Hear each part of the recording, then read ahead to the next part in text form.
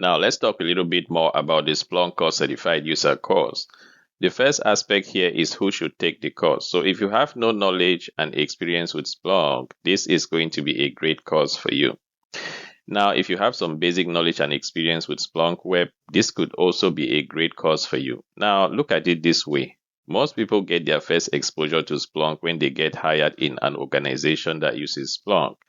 So what typically happens is that they give you user access, you log into the deployment, you start using data from your domain of expertise. And typically the expectation is that you should analyze this data to get some insights. You should be able to create knowledge objects and things like that. So you might do that and then you gain a bit of experience. But taking a course like this is going to widen the scope and show you all the different aspects of Splunk that you can take advantage of. And then here, you want to pass your first Splunk certification. So Splunk offers a series of certifications, from user certifications to admin certifications to, Splunk enhanced solutions like Splunk Enterprise Security and whatnot. But the very first certification in that series is the Splunk Core Certified User certification. Now, when you pass it, it's going to give you an opportunity as well to take the Power User certification and, of course, the Splunk Enterprise Certified Admin certification or the Splunk Cloud Certified Admin certification. And basically, you can also access these courses through our website. So we have the Power User course and, of course, the Splunk Enterprise Admin course as well. Now, this one here needs a special mention, because this is one of the main reasons that I started writing Splunk certification courses. To get this Splunk Enterprise Admin certification using Splunk's official training path, most students are going to spend between $1,500 and maybe $4,200. Now, I understand this might be a difficulty for some students wishing to become Splunk Enterprise administrators. Our admin course covers the same concepts. You need to pass the certification and also goes deeper into real-world administration, architecture, deployment, troubleshooting, and exam-focused practice for far less. So this course took me 9 months to create, basically, because the idea is not just to put a few hours of content out there for students. The goal is to help you actually pass the certification with far less budget. Now, are there any prerequisites to the Splunk Core Certified User course? No prior knowledge of Splunk is required. And that's why we said before that you need no knowledge and experience with Splunk.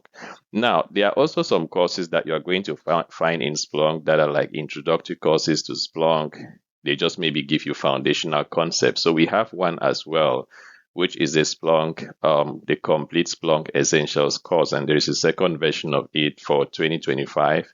You can also find this course in Udemy. You can access it through our website, basically. And if you just needed some foundational knowledge, you can go ahead and take this course. If you take it as well, it's also going to help you make this Splunk Core Certified User course easier for you to understand. Now, what about the course structure? We have divided this course into 9 modules, and then the module structure is based on Splunk's official exam blueprint. So that blueprint helps to organize the course so that all the topics are covered, so that by the time you're actually going to the exam, you have 100% coverage of the material. And then this is going to make things much easier for you. Now, exam tips are included where applicable. So this is to create a connection between the course material and the actual exam.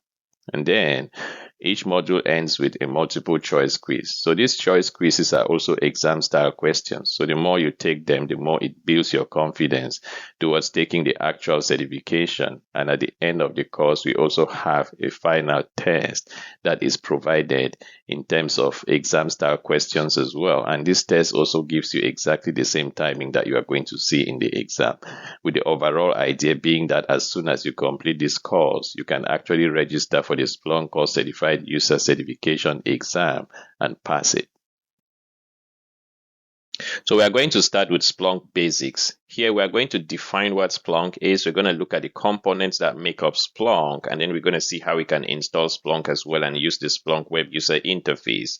After that, we're going to go to the second module where we are going to see how we can index some data into Splunk. And we're also going to see how we can load the tutorial data that we're going to use for the exercises for the remainder of the course. In the third module, we are going to look at basic searching in Splunk. So here we are going to discuss how you can perform searches in Splunk using keywords and quoted phrases. Now, in the fourth module, we're going to see how we can search in Splunk with data that has meaning. That is data that is available in terms of field value pairs. In the fifth module of the course, we are going to see how you can use the Splunk search language in order to perform searches, analysis, and visualizations in Splunk. So we're going to look at the components and syntax of Splunk search processing language. In the sixth module, we're going to look at basic transforming commands. So these are commands that you can use in order to transform your data that you have in Splunk into data or statistics tables that you can also use to generate visualizations. In the seventh module, we're going to start looking at knowledge objects in Splunk. So we're going to see how we can create reports and dashboards in Splunk.